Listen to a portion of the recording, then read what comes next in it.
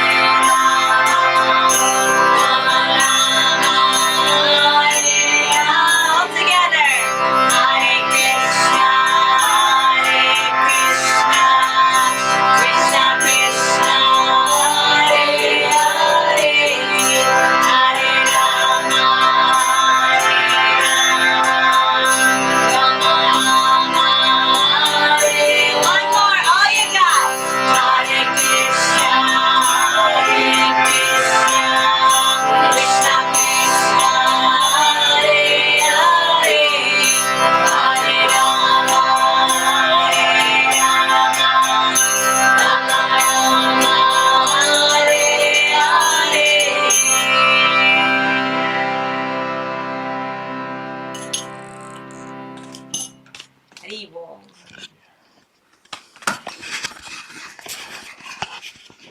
Om Jnanatimirantasya Jnananjana-shalakaya Chakshurunmilitam Yena Tasmai Shri Gurave Namaha Pancha Kalpatarupyasya Kripa Sindhubhya Eva Cha Patitanam Pavanebhyo Vaishnavibhyo Namo Namaha Jaya Shri Krishna Chaitanya Prabhu Nityananda Shri Advaita Gadadhara Shri Vasadi Gaura Bhaktivinoda Hare Krishna, Krishna Krishna, Hare Hare, Hare Rama, Rama Rama, Hare Hare.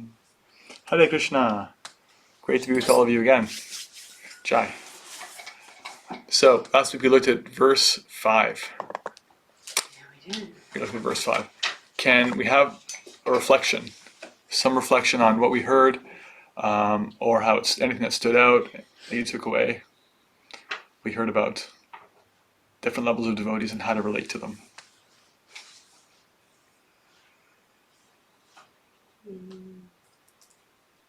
I was catching up this weekend from missing the last two classes, and it was in class 10, in between when you were talking about the first two levels of devotees. And this was just like a tiny little detail, but really struck me, where you talked about how bowing or prostrating naturally brings humility. Mm.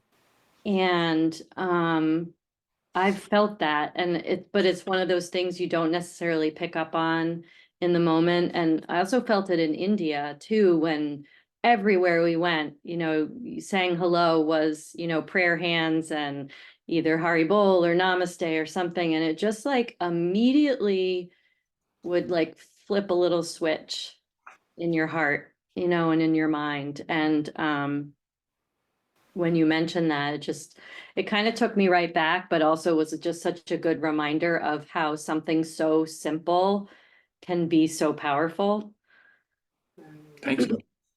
Yeah, we talked about, because Goswami is saying that if you see even a very, very neophyte devotee, you should offer respect in your mind. If you see someone come to the middle level, you should offer respect with your body. So we talked about how this is actually considered one form of offering obeisances. So thanks for that reflection. I feel the same way.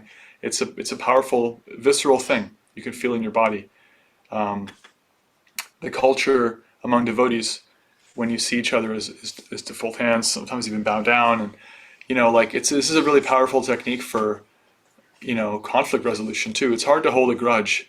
If you can tell your body to get low, then your mind and heart can follow, and you can be humble, and you can start to like connect and have the space to hear them. And so, yeah, this is a thing where we can actually like use the body to support our spiritual goals. It's like, go out of my way.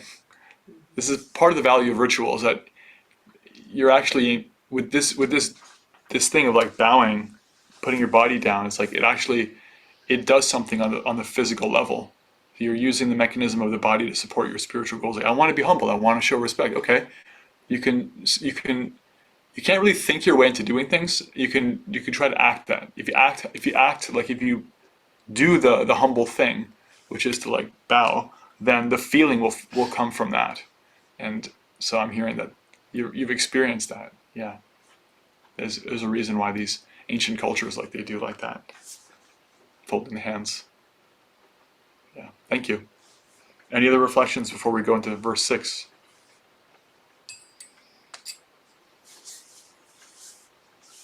I love how you said that to increase our faith, we can think about the holy name as a portable deity. Mm. If you've been to a temple, or if you feel a connection with Mahaprabhu, or with Gornatai, or you've been to a temple, or place in India, or like being in a church. We were talking about that, those of us at the Montreal temple this weekend. We were talking about how like even stepping into a church, you can feel like a powerful spiritual energy, and there's Jesus on the cross, or depending on what the church is, right? And so that we can access that feeling and that mood and that vibration and that energy through the holy name. as well as in the presence of a deity. So not as a replacement of, but we're not always carrying our deities with us physically. They may be in our hearts, right? But just that beautiful invitation. Yeah, thank you. Yeah, because Rupa Goswami and Srila Prabhupada were talking about different ways we can understand how devotees have advanced, and one of the main ones is their relationship to the holy name, their seriousness in it, and they're interested in spreading the Krishna consciousness movement, the chanting everywhere they go, their steadiness in their practice, they're following their own vows, like that. And the next couple of verses are going to deal, verses 7 and 8 are really going to deal with the holy name a lot. So going into today's verse, verse 6, so we heard in 4 about the importance of loving exchanges, what they can look like. 5 tells us what the different levels, it offers discrimination, how we can understand the different position of devotees and how to relate to them respective to their level. And 6 actually puts this whole process of discrimination into context, so we don't over-discriminate or improperly discriminate. So I'll share the screen.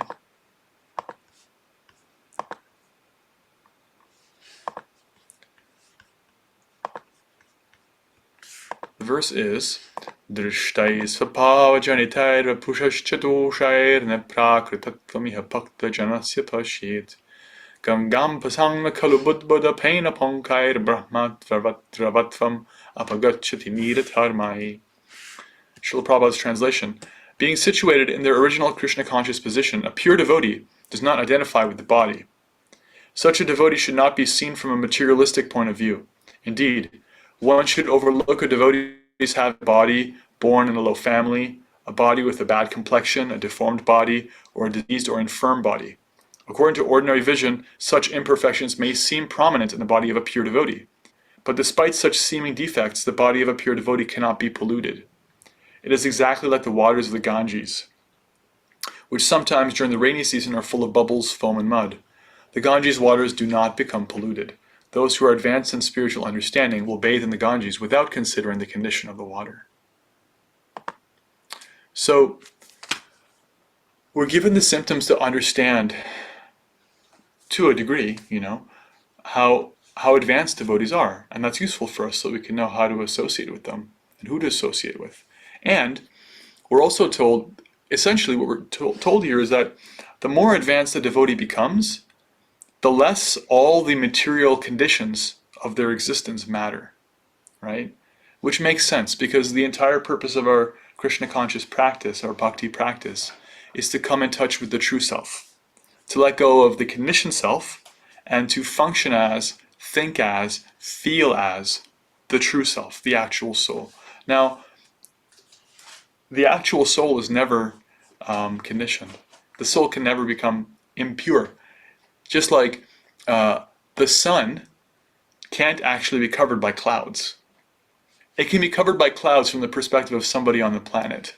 But the sun itself is so much bigger, brighter, and more powerful than any passing air mass. It's just a matter of perspective where it temporarily gets covered. We have this experience of darkness or overcast weather. So similarly, the soul is all pure, because it's part and parcel of Krishna. So in the ultimate condition, at our perfectional stage, we're also completely manifesting our purity. And so the closer one is to that, the less they're actually, the more important it is for us to ignore any material circumstance.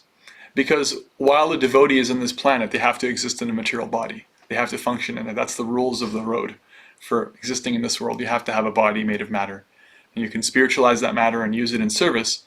But still, as this verse is pointing out, there are ways in which we can find fault, right? Like, somebody could say, well, like Srila Prabhupada was like 5'5", a very small person.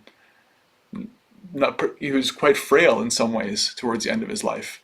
And you can point these things out, or you can say this person is more this or less that. Or there's so many types of discrimination we can make. And so the last verse is talking about how to discriminate based on spiritual qualification. And today's verse is saying that especially with regards to those in the highest level of devotion, we shouldn't discriminate on the basis of material qualification. Because that's what we're used to doing, actually. that kind of discrimination is why the word discrimination is a problem word. You know, racial discrimination, gender, cultural, ethnic, linguistic, age. These kinds of discriminations are judging on the basis of differences at the level of the body and mind, differences in terms of matter, right? And as long as we're in the world, we have to do these things, right? We have to actually see, is the light red or is it green? I have to know the difference so I can operate in this world. They're not the same, because if I think they're all the same, I'll just drive like willy-nilly. And so we use this all the time in our material life. But this verse is warning us, don't use that in relationship to the devotee. Because if you can ascertain that somebody is actually at that level of devotion, as per the measurable, quantifiable symptoms we talked about in the last verse, then don't get tripped up by matter. Don't get tripped up by how there are differences in the level of the body or mind. You know, the pure devotee may speak in a certain accent, have a certain cultural context.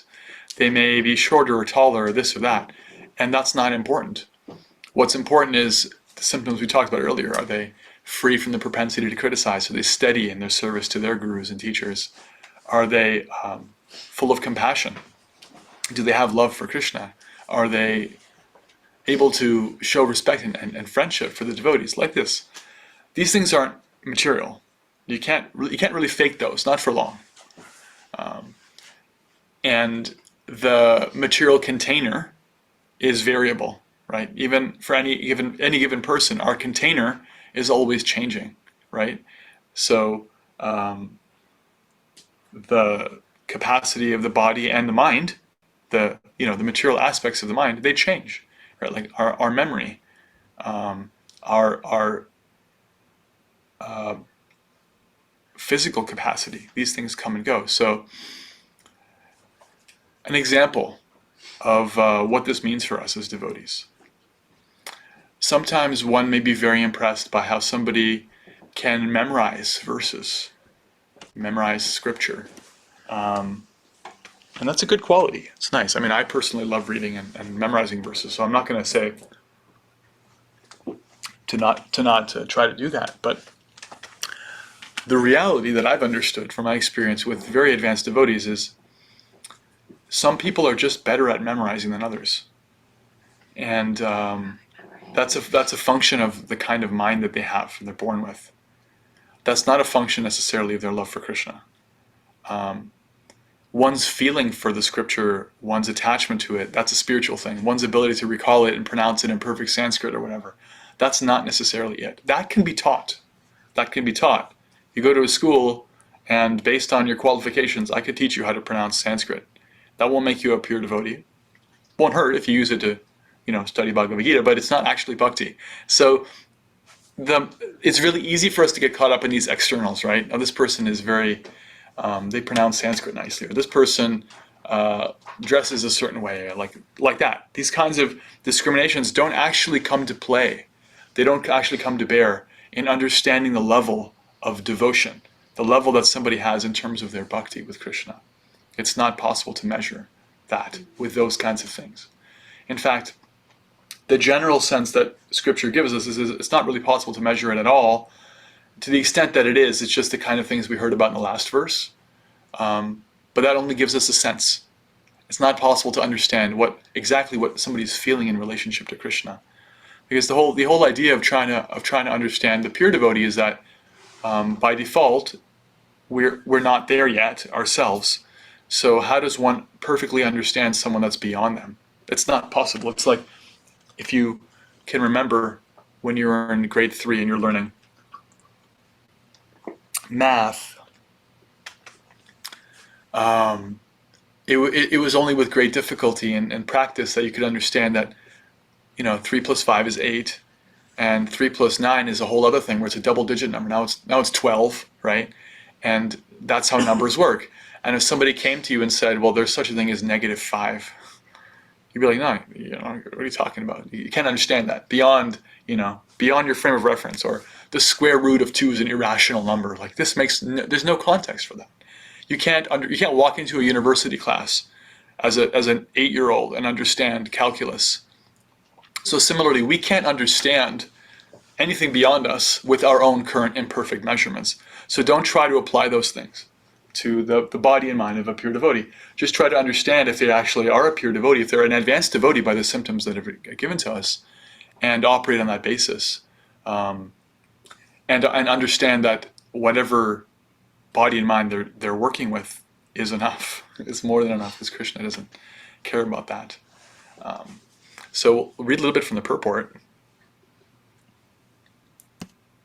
Prabhupada says here, in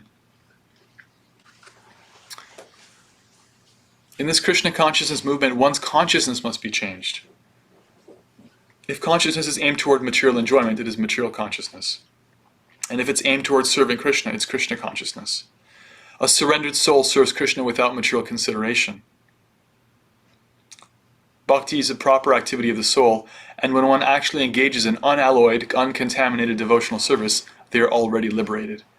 Krishna's devotee is not subjected to material conditions, even though their bodily features may appear materially conditioned. So, the importance of this kind of consideration is that we don't want our Krishna consciousness movement to devolve into a cultural or material consideration, right? We don't want it to be about who can pronounce things better, or whether one is born in a certain part of the world or another. The context of Prabhupada writing this purport is that he came from India, which is where the scriptures that he's drawing from were written and presented by other devotees who lived in that part of the world. And all of those devotees who actually were on the same level as Prabhupada, pure devotees, recognized very clearly that this is meant for every soul, not just those born in that particular subcontinent of that particular continent of this particular planet. Everyone, even the non-humans, everywhere, always. And not everyone is so broad-minded. Sometimes, what we find, because of being on the lower levels of devotion, some people may view bhakti or any other spiritual, any real spiritual process is actually some kind of bhakti. They may view Krishna bhakti or any other kind of religious spiritual bhakti as the property of one particular language group, one particular culture. Sometimes when Srila Prabhupada was presenting Krishna consciousness, some people would be very appreciative of what he was doing because they could understand that he is fulfilling Lord Chaitanya's desire. Lord Chaitanya said, in every town and village, people will chant Krishna's names. Every town and village. And that's how he functioned. He gave it to everybody. But some people would say it's not very good what he's doing because he's uplifting these people to artificially high level. They're American Vaishnavas or European Vaishnavas. There's no such thing as an American Vaishnava or an Indian Vaishnava. It's a contradiction in terms. A Vaishnava, if one is actually a bhakta, one is actually a devotee, they're not American, they're not Indian, they're not their birth, they're not their gender, they're not their age. There's no old Vaishnavas, there's no young Vaishnavas, no women Vaishnavas, there's no male Vaishnavas. At the highest level, when one is completely pure, there is no consideration of any of these at all, right? So this verse is specifically helping us understand that this is one of the really special things about the association of the pure devotee, is that they're actually free from all of these things. To the extent that we're all practicing bhakti purely, we're also free to some extent. And until we're completely free, we may have to function according to the rules of the world. Like, I have a legal obligation to operate in a certain way in this culture. I'm operating as a man. That makes sense for my physiological, mental makeup. And so I function according to the rules and I operate that way. But I'm trying to understand that I'm not a man. I've never been, no one's a man or a woman, we're all souls. So until you're on that pure level, you may have to function in terms of the world. That's okay. But when you're dealing with the pure devotee, we have to go out of our way to let go of the idea that they actually are this or that in terms of the world, right? Does that make sense? Yeah, Prabhupada says, the actual identity of a saintly person is that of one engaged in the loving service of the Lord. In other words, they are not to be considered an ordinary human being. And he criticizes in this purport the idea of hereditary, getting the title of Goswami or other spiritual qualification by hereditary means, because you happen to be born in a certain family. There are actually living lineages of people who are descended from Lord Nityananda. Nityananda had children, and Advaita Acharya. And they are living on the planet right now. You can talk to them face to face, their families. And that's a beautiful thing. And because of their families and because of the culture, they've generally managed to maintain the culture of bhakti very seriously in their families. However,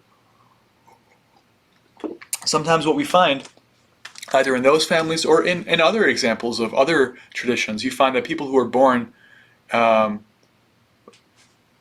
sons and daughters of the great teachers and saints, they consider themselves special and distinct. But what we find actually is Krishna gives everybody an equal opportunity to come to him.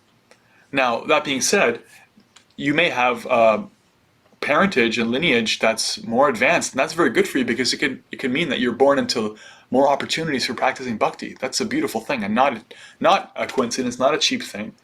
Very special souls are born into such families, but still they have to take advantage of it. Prabhupada was fond of the example, just because your father is a doctor doesn't make you a doctor, right? If your parents are both doctors, you may have a leg up. You may have like a lot of know-how and knowledge. If your parents are both athletes, you may have some genetic support in that, but still you have to apply yourself. And bhakti ultimately is not a genetic consideration. It's a function of the soul, right? You can lose a finger and practice bhakti, or lose a hand. You can't lose a hand and be a star baseball player. These material things are dependent on circumstance, but the bhakti thing is not. It's not dependent on circumstance. It doesn't come and go according to our parentage. So that's material vision, and we're advised to avoid that vision because it's a stumbling block. Otherwise, we can judge those who are very advanced as being materially conditioned, which is potentially offensive. And we can overlook those who are very advanced. We can also inappropriately exalt those who are not so advanced because of their temporary material situation being more exalted in our eyes. So let's pause here and take any reflection on this verse. We're going to go into verse 7 as well, but let's pause and take any reflection on this verse on how to appropriately and inappropriately distinguish and differentiate, use discrimination. Anything that stood out? Or any questions?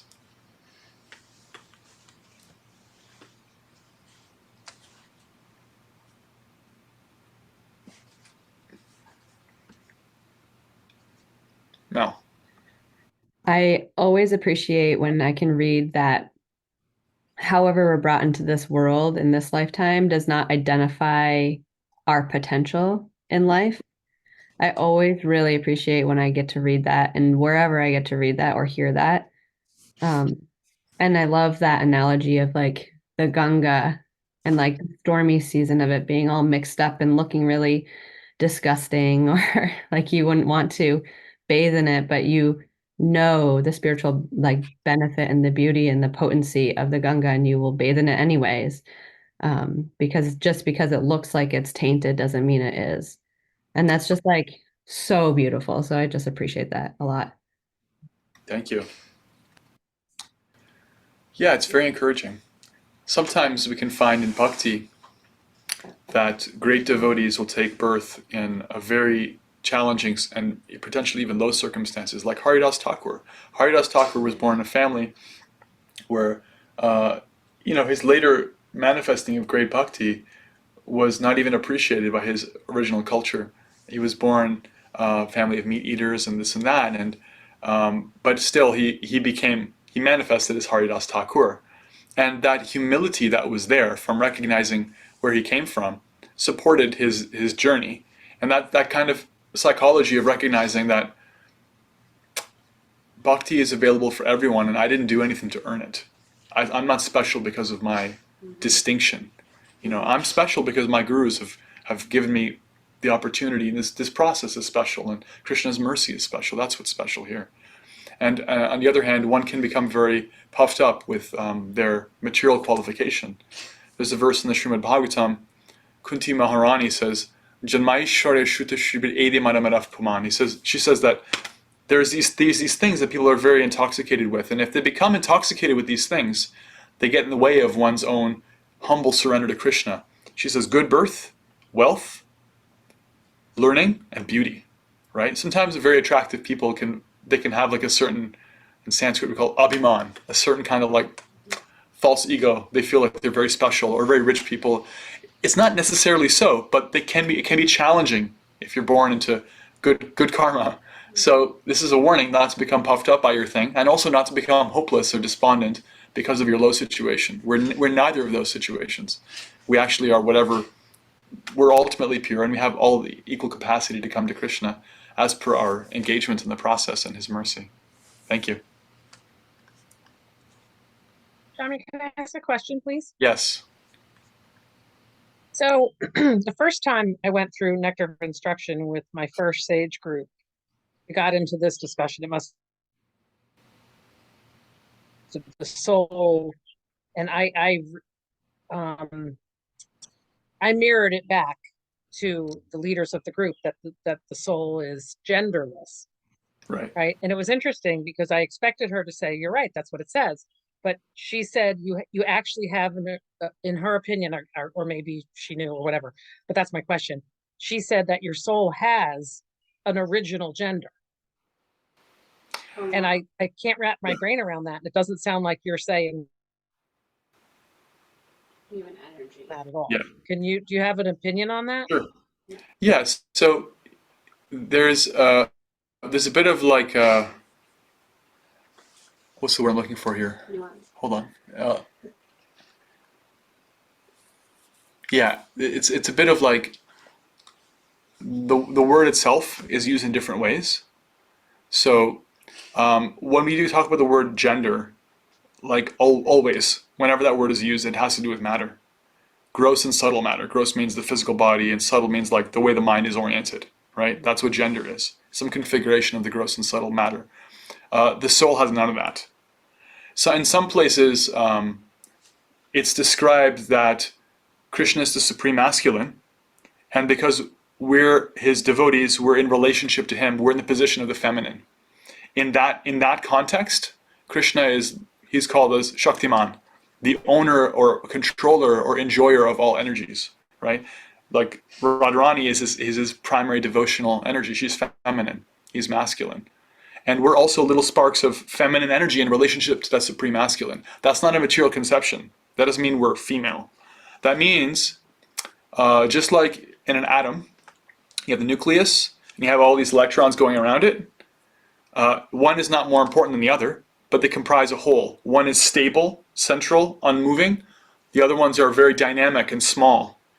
So in our relationship with Krishna, he is the fixed, unmoving, central object of all love. And we're in relationship to him. That is likened to masculine and feminine, right? Because in the spiritual world, there is this relationship between Krishna and his energies, of which we're all one. He is the enjoyer of all of us. We're like little sparks of light from that great fire. So that nomenclature is used, but that's not to be understood materially. The other thing that probably what you were hearing was in relationship to our eternal identity, our at the perfectional stage. How are we relating to Krishna in a spiritual body, in the spiritual world? What is my relationship to Krishna? Let's say, if I'm a devotee, ultimately when I reach the perfectional stage, relating to Krishna, let's say I end up in the eternal spiritual abode of Vrindavan. Am I in this kind of body or that kind of body, right? Those devotees are all the perfectional stage relating to Krishna in one way or another. The very last verses of Nectar of Instruction will talk about what's called prayojana, the goal, the ultimate spiritual relationships that are possible with Krishna. What I would say, and what Srila Prabhupada and Acharyas say, is that that's not, because it's at the level of perfection, it's not something that we can figure out. And we're advised not to try to figure that out or think about it. The idea is that we are all eternally connected with Krishna, and we have a spiritual identity. And that is revealed through deep practice. Krishna's mercy descends in the form of realizing that. But That's a very high thing. And in general, I would say that though, yeah, with words like sex and gender, when we hear them and think about them, we only know how to think about them in material ways. So I tend to, when I hear this question, like really stress that the soul does not have gender as far as we understand. It's not it's not that there's like a male soul and a female soul, right? And also, by the way, not for nothing, but there's not just two genders in this world. There's a pole with different varieties of masculine and feminine energy, and some people are more of one, less of the other. Some people are kind of neither. Some people are kind of both, and that's a function of matter being, just kind of complicated. And none of that has to do with the soul. None of it, actually. And at the spiritual level, we have an eternal identity. And whatever that eternal identity is, Krishna remains the supreme masculine, and we remain enjoyed by him as little parts and parcels of the feminine energy. Is that okay? Yeah, no, thank you so much. It just was nagging at me because I never understood it then, and that was well put. Thank you. Yeah. So it depends on the context in which one uses those words. Aaron says, mic drop. Okay. That was incredible. I just, the wisdom and the analogies and the metaphors and everything was really, that was just incredible. I'm glad it helped. Yeah, this is actually like, these kinds of misunderstandings are at the root of a lot of material problems. We find like like a lot of the gender issues and racial issues and stuff in the world are based on the inability to actually differentiate between material distinction and spiritual equality. Right? We're all looking for equality, right? That's what all these movements are about, equality. But there's no equality in the material world. How can there be equality?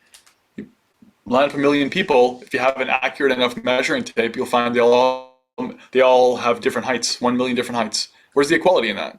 The equality isn't in matter, it's in the soul. They're all equally valuable. That's the equality. And so there's all these different ways in which we're dividing each other according to physical and mental distinctions and attributing value according to those, and that's the problem, right? So the first step in spiritual life is to understand, there's matter, there's differentiation according to matter, but let's talk about the soul. The soul is above and beyond such considerations. And then later, much later, we can talk about our eternal identity in relationship to Krishna. He can reveal that. But there's no question of coming to that without transcending the body. And this verse today is talking about don't view the body of the pure devotee in relationship to matter. Because they're a gateway to transcendence. They're a gateway to that spiritual world, which is uncontaminated by the duality, the good, bad, tall, short, ugly, beautiful dualities of matter. Yeah. Including gender.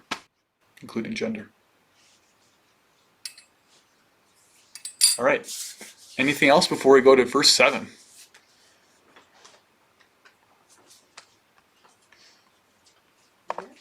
Verse 7. Verse 7 is a great one. Verse 7 and 8 go really well together. Okay. I'll share the screen again. Verse 7. Syat Krishna nama charitali sitapya vidya pitto pataptara sanasya naruchikanu kintvadat anudinam kalu saiva jushta svadvikramad bhavati tadgatamula hantri. The holy name, character, pastimes, and activities of Krishna are all transcendentally sweet, like sugar candy.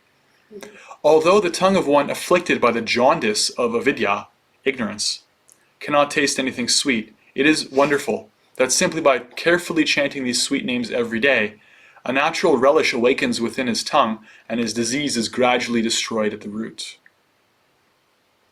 So this is actually a medical analogy that Rupa Goswami gives. Prabhupada elaborates. Attacked by jaundice is a physical condition. The tongue of a diseased person cannot palatably relish sugar candy. Rather, a person with jaundice considers something sweet to taste very bitter. So, jaundice is a symptom of, if I'm not mistaken, liver dysfunction, and it results in yellowing of the skin. The tongue also becomes affected, and one has like a constant bitter taste in one's mouth because of the presence of, I forget the, like bile or something like that, you know. The ability to taste things, even very sweet things, taste very bitter. However, as Prabhupada points out, one of the natural remedies for alleviating jaundice is to have pure sugarcane. And sugarcane is very, very sweet. It's naturally sweet. It's where all sugar comes from. And but for one who has jaundice, sugarcane doesn't taste sweet. It tastes bitter. So it's a bitter pill. It's a bitter medicine. Although anybody else who's actually well will find it very delicious. Sugarcane is actually a wonderful snack. It's fun. I mean, all of our snacks are like sugar-based. It's a really tasty thing, right? But when you're diseased with jaundice, you can't enjoy it. That's the point. Is that in our diseased condition, we don't have an attraction to Krishna.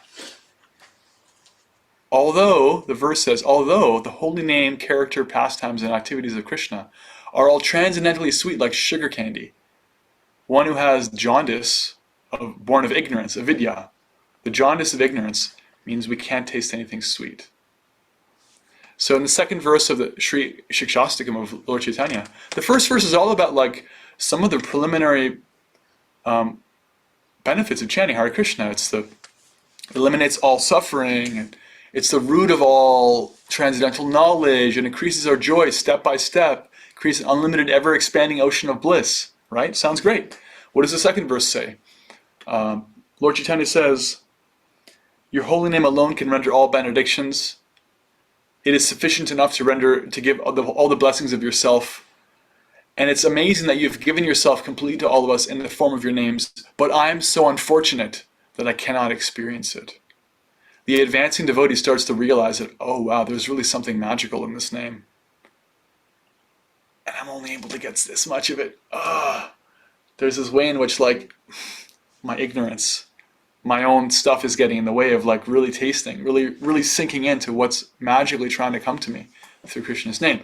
And Rupa Goswami is saying from his level of perfect chanting, his level of very, very high, exalted relationship with the Lord's name, he's saying, Krishna's name is just like sugar candy. It's transcendently sweet.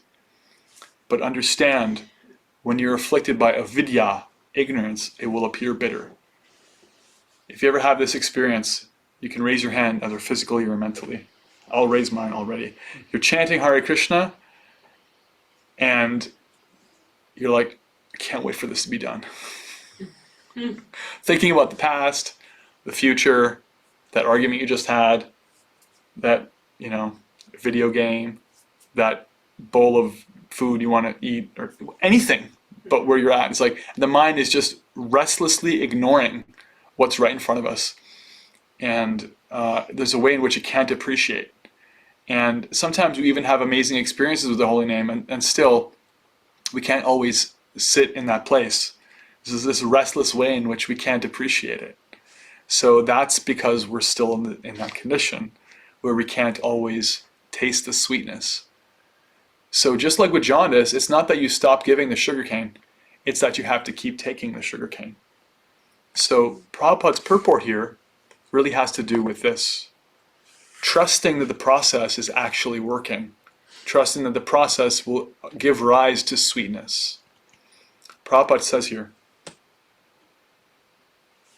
despite this disease, i.e. the disease of ignorance, if one with great care and attention takes to Krishna consciousness, chanting the holy name and hearing Krishna's transcendental pastimes, their ignorance will be destroyed, and their tongue enabled to taste the sweetness of the transcendental nature of Krishna and his paraphernalia. Such a recovery of spiritual health is possible only by the regular cultivation of Krishna consciousness. This is one word we've brought up before, cultivation. Right? Cultivation. The process of trying to acquire or develop a quality or skill. The action of cultivating land, i.e. breaking up soil to prepare it for sowing or planting, preparing and using land for gardening. So there's a way in which we have this active process where, just like the word cultivating is agricultural, Lord Chaitanya used an agricultural analogy, where the seed of bhakti is considered to be given in the form of a seed. It's planted in the heart. And just like if you're dealing with gardening, you have to remove all the stones and useless things from your plot because they get in the way. The roots can't grow if there's a bunch of stones and junk in the ground. So these bigger, more obvious things that are like plugging up the ability of our heart to really receive, they start to go. We start to become like, okay, maybe I'm not gonna, I'm gonna let go of that really egregiously bad thing that everyone knows and I know is like super not good for me. The bigger pieces get thrown out, just like large hunks of stone in your plot of land in your little backyard garden, right? But then there's also like bits of clay that are also useless, and so the soil gets cultivated, and then the seed is watered with the hearing and chanting, and as it's growing, we're pruning and caring and protecting the plant. And there's this elaborate analogy about taking care of it so it grows to its full height and releases the pure fruit of prema, love for pure, mature love for Krishna. So this cultivation, this active process, bhakti as an active process is really given focus here in this verse. Srila Prabhupada continues. However, one must know that for jaundice, sugar candy is the only specific medicine. Similarly, in the present confused state of humanity, Krishna consciousness, the chanting of the holy name of the Lord, Hare Krishna, Krishna Krishna, Hare Hare, Hare Rama, Rama Rama, Hare Hare, is the only remedy for setting the world aright. The idea is that bhakti itself is sufficient, but of all the practices of bhakti, to chant the holy names is actually portable, free, simple, non-sectarian, and is therefore the most practical. That's why it's given in scripture and by our teachers as the best medicine in this age. So this chanting process is, although very simple, actually very powerful. And when it takes it seriously, although they don't, by definition, they can't begin as an advanced practitioner, they begin as a beginner, we'll start to see that they'll start to taste the sweetness. It'll cease being bitter, it'll start to become sweet. But in order to experience that, just like when you're taking medicine, you can't just take it when you feel like taking it. The pharmacist is quite clear on that. You will take this every day after your meal. You'll take it for 3 weeks until the last pill is gone. I don't care if you feel like your symptoms are going away. You don't stop taking it. This is a big thing in pharmaceuticals, patient compliance. This is one of the main reasons medicine doesn't work, is people are like, oh yeah, I'm good. I feel good after a week. But the pill said, take it for 3 weeks. You got to follow what the doctor told you. And the pharmacist, they know the science. You don't. They went to school. Just follow what they give. Follow the prescription. In other words, also for ourselves, we may have a very wonderful experience one day, and then the next day we may have like a negative experience and be like, oh, well, this thing's just garbage. I'll throw it away. I'll never chant again. It's like, that's patient non-compliance. Take the medicine. Take it every day to a degree that you can take it. So it's not like it's shoehorning everybody into the exact same thing. Chant exactly this much every day. Not everybody can do that right away. We talked about gradual chanting, gradual hearing. Hearing Bhagavatam every day means at least, hearing Bhagavatam eternally means at least hearing it every day. Chanting non-stop means at least chanting every day. This is practical. So breaking things down to manageable chunks and taking it on a daily basis is the way by which we can experience the truth of this verse. Until then, it's something we have to take on trust that, oh, well, all right, let's try this. Rupa Goswami's saying it, Prabhupada's saying it, yeah, Kishori and Shamir are saying it. It's like, this is the process. And when we start to practice this every day, then we see that the heart changes and the sweetness of our spiritual nature starts to become tasted bit by bit.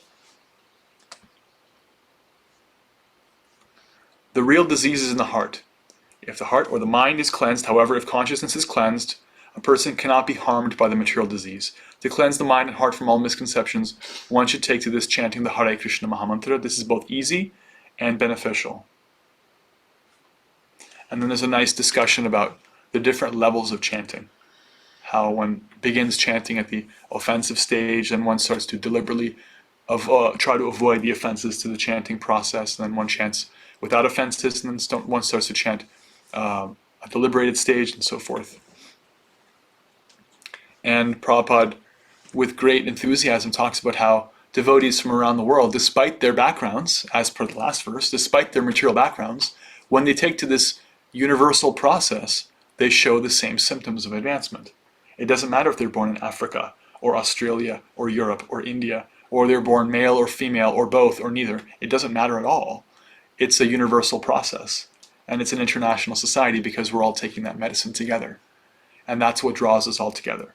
And if I may say so, that's one of the beautiful aspects of what Prabhupada came to give us, because in this society, we'll find ourselves serving with people next to each other who we would have nothing in common with materially.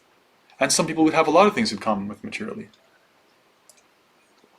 I've practiced bhakti, I've lived in ashrams, I've gotten initiated by the same guru as, I've become god brothers to, I've traveled with, I've done close service with people who I have some things in common with, and others I have almost nothing in common with materially. I would never have picked them for a friend. I would never have even started a conversation with them. They're so different from me. But actually, I feel close to all of them because we've all practiced bhakti together. We've all experienced the realness of this verse, that we're all taking this medicine together. We're all part and parcel of Krishna. And this is the unifying principle that brings together an international society. We're taking this medicine. That's why we're called the Hare Krishnas. This is what we do. We chant Hare Krishna.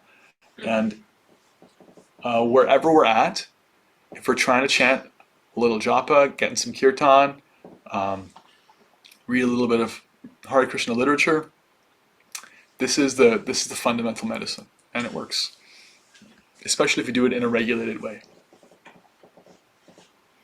Prabhupada also talks about the regulative principles for regulating our activities. This also supports our practice.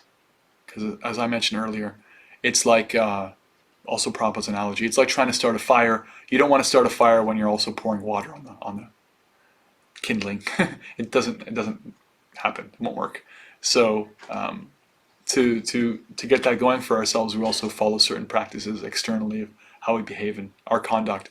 And that supports this process of really letting the holy name sink in. So let's pause there. Yeah, we got through verse 6 and 7. 6 was about not seeing the pure devotee in terms of their body, and 7 is about the medicine of the holy name and how it's sweet. It's sweet, it's actually delicious, it's pleasing. But just like somebody taking medicine may not appreciate it, somebody who has jaundice won't appreciate sweet sugar candy because their tongue has a problem. The sugar candy isn't the problem, the tongue is the problem. But the sugar candy will actually purify the tongue. Similarly, our hearts are covered. The first line of the Shikshastakam is Cheto Darpana Marjanam. We're cleansing the heart. As if it's a mirror, we're cleansing it. And that cleansing lets us see ourselves. If a mirror is clouded, we can't see ourselves, we have to clean it. Similarly, we can't see our real self, and we can't see Krishna either.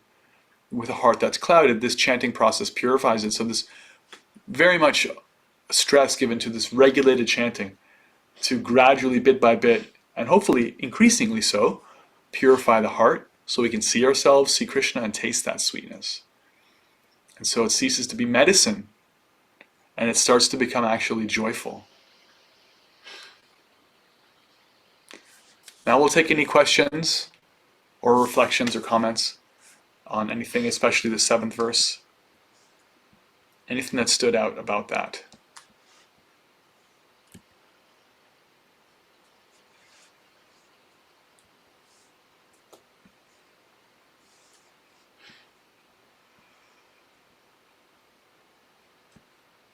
I think it's so fascinating that that's what happens with jaundice. Is that that which tastes sweet, that which is actually sweet tastes bitter. You know, and it's just like, I always think of how it relates to the gunas and The modes of nature. The modes of nature, and how sattva, or how rajas tastes like nectar in the beginning, but it's poison in the end. But sattva, it tastes like poison in the beginning, and then it becomes nectar. Yeah. So again, is that parallel, and how, yeah, the things that are good for us, we so often don't want to do. Yeah. Right, and we hide from it, or run away from it, or do anything we can to distract ourselves from it. You know, just like So true. receiving love and support and help, even those things beyond our sadhana. It's like we so desperately all want to be loved, but then we don't let people in. You know? Yeah. So it's just, It's a bad habit. it's so prevalent. It's a bad habit. Yeah, it's the irony. It's like the more something seems like it gives you something up front, the more you should kind of like raise your eyebrow at it, because the pleasures that we seek that are front loaded are usually in the mode of passion, often so, and it's like you pay for it later. You don't want that. You want the ones that you pay for up front, because then you get the long lasting, deeper joy. Yeah. So it's this humbling thing where it's like, actually we have to admit that we don't actually know how to be truly happy on our own. We can't figure it out. We can't figure out how to be truly joyful with our own inventions. Our gadgetries and our own invented processes cannot truly satisfy the soul. Our natural functions can satisfy the soul. And the Hare Krishna Mahamantra is one of, in fact, it's the chief of the processes to come in touch with our essential nature. So there's a kind of humility in being like, okay, just like Arjuna was like, okay, I tried, I can't figure this out, help me. If we can come to this point of like, all right, there's wisdom in this movement, in this process, in this mantra, and these teachers, let me receive that. And let me receive that and apply it in my life. And so it can feel like there's a certain kind of like, it can be like a bit embarrassing to realize that, because we don't invent this process. There's a certain cachet in inventing something, you can put your name on it. The Shami Pras method. I'm not here to give you the Shami Pras method. I've tried the Shami Pras method. It doesn't work. I'm here to give you the Krishna method, right? There's a certain cachet. It's like, I did it my way. There's like, no matter what, hell or high water, I did it my way, right? Isn't that say it all about the conditioned souls? Like, I figured it out, Right or wrong, I did it my way. Yeah, but bhakti isn't about that. Bhakti is about, okay, what's Krishna's way? Higher way. What does he think is good for me? Let me try that, And if we can just do that and have the humility to set aside the need for it to be my way, then you get the benefit. And it's such a simple thing. Prabhupada would joke, he said, these impersonalists who are creating like elaborate philosophies, misunderstanding Bhagavad Gita, they're as if as if you saw somebody to touch your nose and they're like, oh yes, I'll do it like this. Yeah. They're just trying to be complicated for the sake of complication. Did you see how I did that? Very nicely. The way I curled my wrist at the end, that's the Shami Pras method. It's like, just touch your nose and be over with it. It's like, just do it. Do the simple thing. Do what Krishna came to give you, right? Yeah. And there's a humility in that. And when you get out of the way and don't invent any other process and just really take seriously what we've been given, instead of trying to elaborate it or fluff it or accent it with, but it's my own thing, and I'm reading a special book. It's like, I don't need Bhagavad Gita or I don't need the Mahamantra. It's like, just take it. Take the medicine. Take what the pharmacist gave you. Just do it. That's the person who gets well soon, not the person who self-medicates. That they have trouble. They backslide. Right. So. Right. I was thinking today about how like spiritual life and maybe the goal isn't just to be happy all the time, right? Right. It's like, but actually like to have contentment. Contentment and happiness are different, because we're not always going to be happy, and joy is fleeting, and we're also going to be sad and always. But can you be content? Right? I find like that's more what equanimity is. I'm realizing it's like contentment. So, and to know that I'm not always going to be joyful, I'm not always going to be sad, but I can be content with what's here. And I know, again, with the jaundice, it's bitter, it tastes bitter, but it just like life, we have to grow, and like in order to grow and transcend, and we have to go through that mud. Yeah. And that tastes so bitter, but it's leading to the sweetness of Right. like where we're meant to go. Yeah, now I will say from my own experience, part of what makes the chanting process feel bitter is because when you're chanting at any stage before perfection, you're actually sitting with the parts of you that are not clean, the parts of you that are not in alignment with your deepest self, that are not in integrity with who you say you are, who you want to be, who you see in the mirror, who you know you are and deep in your heart. We see our hypocrisy, we see our attachments, we see our this and that, and that does kind of suck. It does feel bitter. But our culture right now is really good at distracting. It's really good at creating artificial comfort. And that's not what bhakti is about. Bhakti is about, okay, I'm not going to try to like medicate myself into comfort. I'm going to sit with Krishna and let him bring out the real me. Even if it means temporarily I'm seeing the ways in which I'm showing up that aren't so pretty, that are hypocritical, that are my shadow parts. And that can come up in our chanting. And in fact, I would go so far as to say that will come up in the chanting. Our acharyas have talked about that. It's not just happening to me, it's not just happening to you, it's all of us. That's why I can feel bitter. That's why you're like, oh, I can't wait for this round to be done. You know, that's why that can come up. But sitting with that is actually part of the process, and it leads to that sweetness. Because we're not just sitting through an artificial thing, we're sitting with Krishna. That's why we're seeing these things. And they get burned up and purified, and he leads us to the other side. So that's the thing. That's the thing. More reflections or questions? Yeah, I love the choice of the word cultivation because it just, Yeah. before you prepare a garden, you have to weed, right? And we're weeding, and then we're preparing, and then Not we're just before, during too. right. But the other piece that I think is just this is what attracted me to bhakti in the first place, and it continues to attract me, is that that uniting, all inclusive, everybody's welcome. And I think it's really interesting because once we've weeded and cultivated and become authentic, then we're all welcome to be our authentic selves. And I think that there's a lot of other practices out there, a lot of groups out there, whatever it is, that we feel we have to put up these fronts to be part of, or we might Right. not belong. And that's one of the things I just love about bhakti is it's like, come one, come all. But, if you can, come authentic. Does that make sense? Yeah. We have this expression, chant and be happy. Right? That's what this verse is about, chanting and becoming happy, like truly happy. I have a friend, Deva Madhava Prabhu, who's a nice devotee. He serves in Ypsilanti, Michigan. He leads a nice sangha there. And he has an expression, he says, chant and be honest. Chant and be honest. Like Love be honest about who you are and where you're at. Don't lie to yourself and others about where you're at. Don't pretend to be more than you are or something different.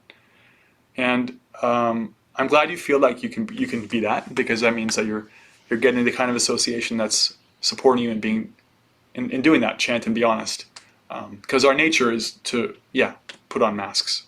That's our conditioned quality. And it can happen in bhakti too. We can also just like temporarily put on masks and try to be like this thing of whatever. But that's not chant and be honest.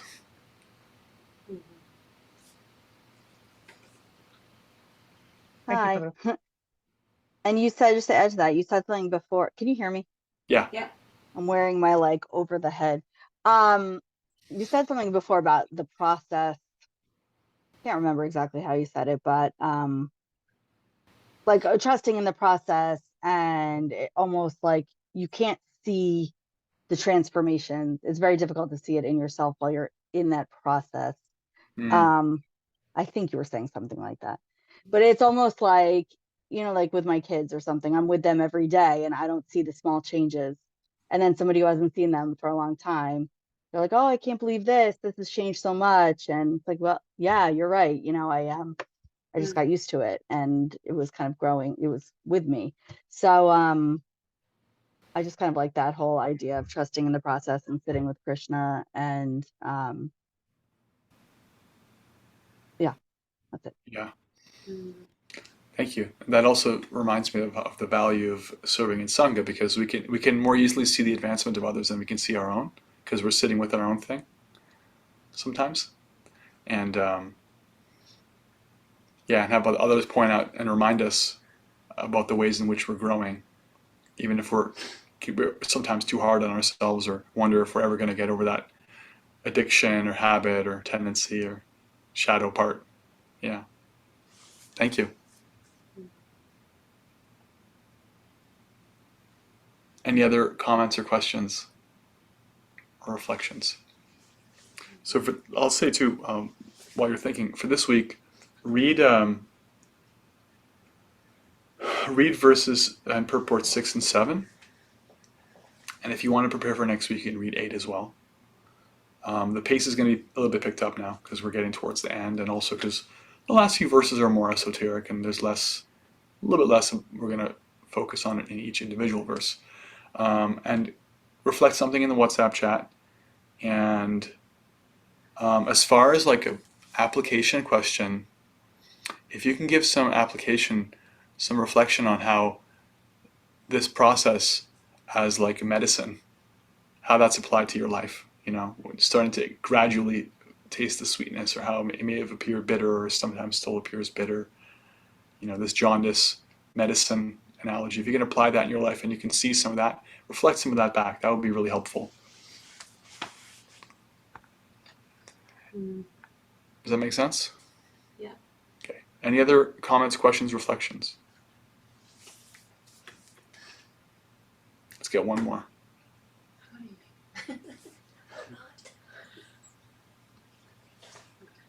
All right, I'll go. Steve. So, yeah, I said sometimes, like when to be honest, sometimes when I think about coming here, I Mm. say, I don't really feel like coming here.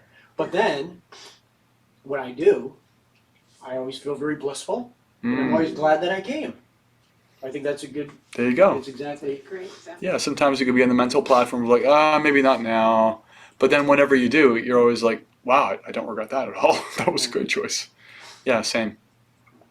I had that distinctly on Friday mornings where it's like, you know, there's like a impetus to like sleep in, but then or that one week where I had like a, you know, pain in my head or whatever. Like I had like neck pain and a headache all morning, and then I came to, we had the morning program, we chanted, and it was like magically just better. I felt so joyful, and I even like named it. It was like, yeah, part of me didn't want to be here, but And you're leading it. yeah. And I was a monk for many years. We wake up a lot earlier than that and go to the temple, and it was sometimes it was like, yeah, I want to do this. Sometimes like I really don't, but it was always great by the end. I was always glad I did it. So there's this thing of like, yeah, don't trust that part of your mind that wants to press the snooze button in your life, because that's not really your friend. Yeah. Thank you. Think about that. That's the part of us that finds the holy name bitter. Yeah. I'd rather be sleeping. No, you really don't though. Okay. Jai. All right. Thank you. Thanks everyone. Srila Prabhupada ki jai. Jai. Srila Rupa Goswami ki jai. Jai. The transcendentally sweet medicine of the Hare Krishna Mahamantra ki jai. Jai. Hare Krishna, Krishna Krishna, Hare Hare. Hare Rama, Rama Rama, Hare Hare. All right, everyone. Thanks for the live participants and the recorded participants. We'll see you on WhatsApp. Thank you for the YouTubers. Happy chanting this week and reading, and see you in a week. Haribol. Haribol. Hare Krishna.